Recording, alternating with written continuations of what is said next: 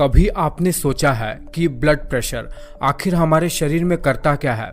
Heart से निकलने के बाद ब्लड का फोर्स जो हमारे ब्लड वेसल्स के वॉल पर लगता है वो ब्लड प्रेशर कहलाता है। ब्लड प्रेशर की वजह से ही ऑक्सीजन रिच ब्लड हमारे टिश्यू तक पहुंच पाता है। और आपको बता दें कि हमारे इसी ब्लड प्रेशर को हमारे शरीर में रेगुलेट करने के लिए एक नहीं बल्कि दो सिस्टम मौजूद हैं। एक सिस्टम जिसे शॉर्ट टर्म रेगुलेशन सिस्टम कहते हैं और एक जिसे long term blood pressure regulation system कहते हैं, जो हमारे शरीर में सबसे ज्यादा फंक्शन करता है ब्लड प्रेशर के रेगुलेशन में। ये ब्लड प्रेशर कोई मामूली चीज नहीं है, बहुत ही ज्यादा इंपॉर्टेंट है हमारे हेल्थ के इंडिकेटर के रूप में। इसीलिए इसे ढंग से ना समझना बहुत बड़ी नासमझी होगी। देखिए, short term blood pressure regulation में आता है बैरो रिसेप्टर और कीमो रिसेप्टर। हमारे शरीर में कुछ ऐसे रिसेप्टर्स होते हैं जो हमारे ब्लड के प्रेशर को और ब्लड में केमिकल कॉम्पोजिशन को डिटेक्ट कर ब्लड प्रेशर को रेगुलेट करने का काम करते हैं। ये तरीका ब्लड प्रेशर को रेगुलेट करने का शॉर्ट टर्म रेगुलेशन होता है। हमारे शरीर के इस स्थान पर जहां पर कैरोटिड साइनस है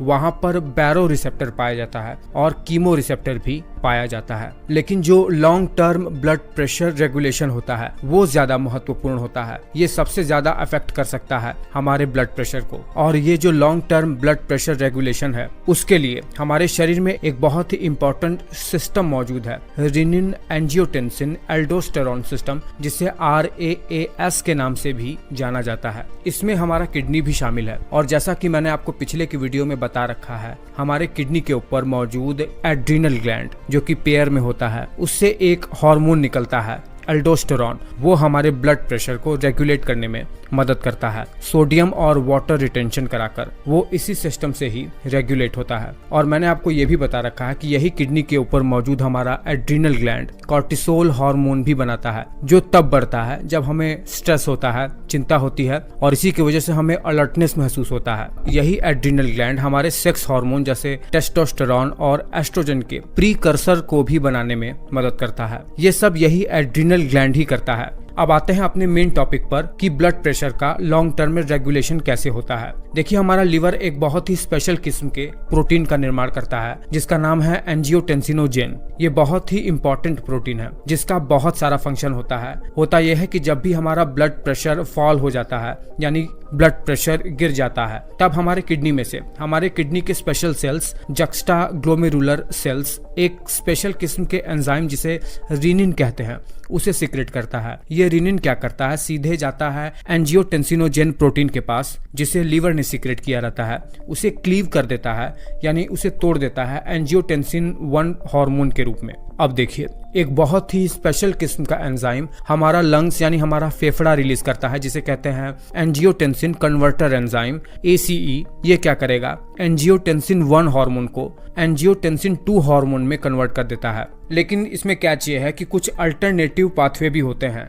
जो एंजियोटेंसिनोजेन को सीधे ही एंजियोटेंसिन 2 में कन्वर्ट कर देते हैं, जो कि नॉन रेनिन पाथवे और नॉन ACE पाथवे होता है। ये स्पेशल किस्म के पाथवे वाले एंजाइम होते हैं टिश्यू प्लाज्मिनोजेन एक्टिवेटर, जो सीधे ही एंजियोटेंसिनोजेन को एंजियोटेंसिन 2 में बदल देते हैं। और कुछ एंजाइम ऐसे भी होते हैं जो एंजियोटेंसिनोजेन को एंजियोटेंसिन 1 में बदलते हैं, जैसे टोनिन और कैथेप्सिन जैसे एंजाइम। ये नॉन रेनिन रिलाई पाथवे होता है। और non ACE enzyme rely pathway में काइमेज एंजाइम एंजियोटेंसिन 1 को एंजियोटेंसिन 2 में कन्वर्ट कर देता है। मेन है एंजियोटेंसिन 2 हार्मोन, जो कि अब हमारे शरीर में बहुत सारा फंक्शन करेगा। ये क्या करेगा, सबसे पहले तो ये एंजियोटेंसिन 2 हार्मोन हमारे ब्लड वेसल्स के स्मूथ मसल्स पर जाकर बाइंड होकर उन्हें कॉन्स्ट्रिक्ट कराकर ब्लड प्रेशर को बढ़ाने का काम करेगा। यही एंजियोटेंसिन 2 हार्मोन हमारे सेंट्रल नर्वस सिस्टम में जाएगा, ब्रेन में। वहां पर हमारे पिट्यूटरी के पोस्टीरियर पार्ट को स्टिमुलेट करेगा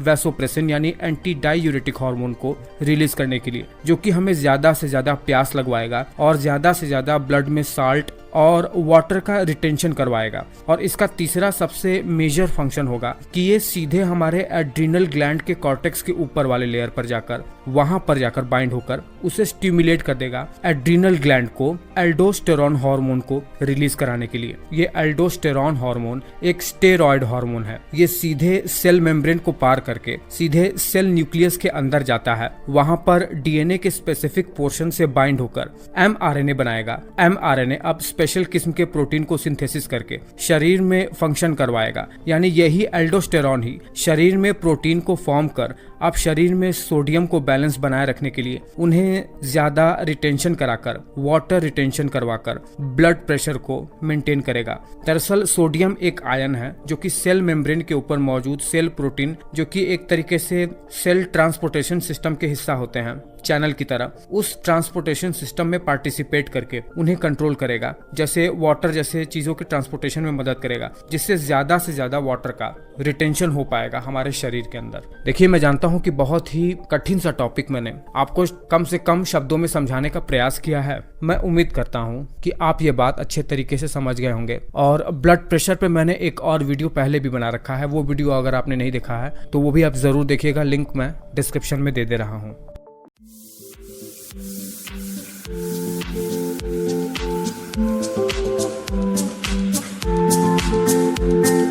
Thank you.